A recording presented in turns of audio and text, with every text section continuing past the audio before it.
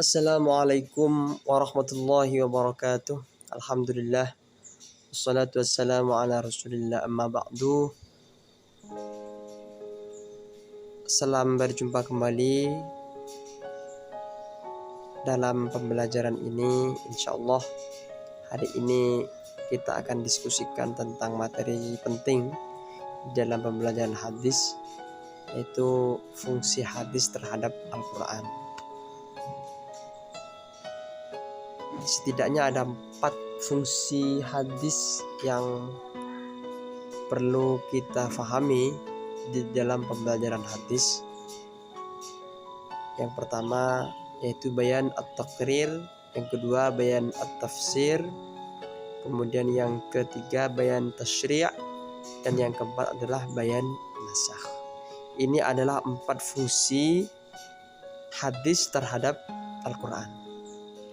Yang pertama bayan at-taqrir. Bayan at-taqrir itu bahwa hadis itu berfungsi sebagai penguat isi atau menjadi penetapan atau menguatkan isi Al-Quran. Sebagai contoh, Ki itu adalah kode Quran, Ha itu hadis. Jadi sebagai contohnya surah Al-An'am, Allah berfirman wala taqrabu malal yatim. Wala taqrabu malal yatim. Jangan dekati harta anak yatim. Itu Al-Quran menyebutkan seperti itu. Kemudian ada hadis yang menyebutkan yang artinya jauhilah oleh sekalian 7 perkara yang merusak, dan salah satu di antara perkara yang Rasulullah sebutkan adalah memakan harta anak yatim. Muttafaq alaih. Artinya apa? Bahwa Al-Quran menyebutkan tidak boleh mendekati atau memakan harta anak yatim, pun juga hadis menyebutkan demikian. Artinya hadis itu berfungsi untuk menguatkan apa yang disampaikan oleh Al-Quran. Contoh yang lain misalnya Al-Quran menyebutkan kewajiban sholat, lalu hadis menyebutkan juga tentang kewajiban sholat. Itu artinya hadis berfungsi sebagai penguat isi Al-Quran. Yang kedua, bayan at-tasyri'. Bayan at-tasyri' bahwa Al-Quran sebagai penjelas dari bahwa hadis penjelas dari Al-Quran. Jadi adanya hadis itu juga sebagai penjelas dari apa yang telah disampaikan oleh Al-Quran. Contoh misalnya Al-Quran surah Al-Baqarah ayat 43 menyebutkan wa aqimus shalah, dan dirikanlah sholat. Kerjakanlah sholat. Kemudian ada hadis yang menyebutkan shollu kama ra'aitumuni usolli. Karena fungsi hadis adalah sebagai memperjelas atau penjelas Al-Quran, maka salatlah kalian sebagaimana kalian melihat aku salat. Jadi penjelasan dari aqimus shalah, dirikanlah salat, kerjakanlah salat, itu adalah hadis menyebutkan sebagaimana yang telah dicontohkan oleh Rasulullah. Artinya salat kita, bagaimana kita mengerjakan salat, kita mengerjakan salat sebagaimana yang telah dikerjakan oleh Rasulullah, ya, sebagaimana yang kita lakukan sehari-hari. Artinya di Al-Quran kalau kita mencari bagaimana proses pelaksanaan sholat, tidak akan kita temukan. Akan tetapi hadis menjelaskan bagaimana proses pelaksanaan sholat, sehingga fungsi hadis itu sebagai penjelas. Kemudian yang ketiga, bayan at-tasyri', bahwa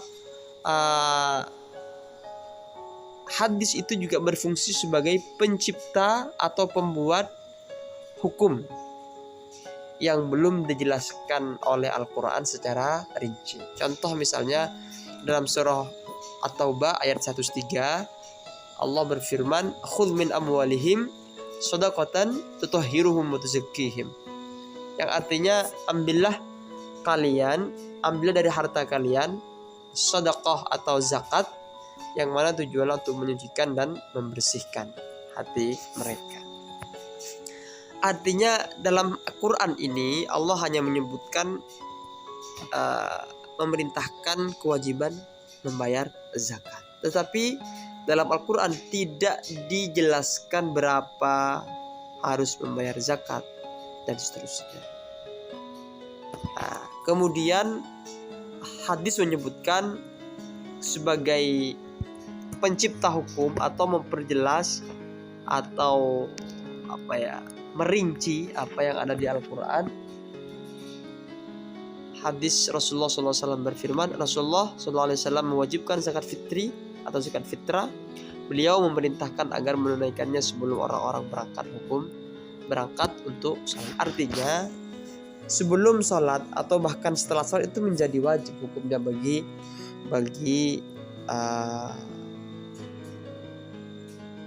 orang muslim. Zakat itu menjadi wajib. Kapan kewajibannya? Kewajibannya adalah setelah sholat atau sebelum sholat, itu sangat dianjurkan. Itulah yang disampaikan oleh hadis sebagai pencipta hukum yang belum dijelaskan oleh Al-Quran secara dan akan banyak kita temukan dalam kehidupan kita sehari-hari. Al-Quran tidak merinci ini hukumnya kasus ini bagaimana. Kemudian kita temukan kasus yang demikian itu dalam Al-Quran. Kemudian yang terakhir, hadis itu berfungsi sebagai bayan nasakh, bahwa Al-Quran sebagai penghapus, bahwa hadis sebagai penghapus apa-apa yang ada dalam Al-Quran. Ini bayanun nasakh.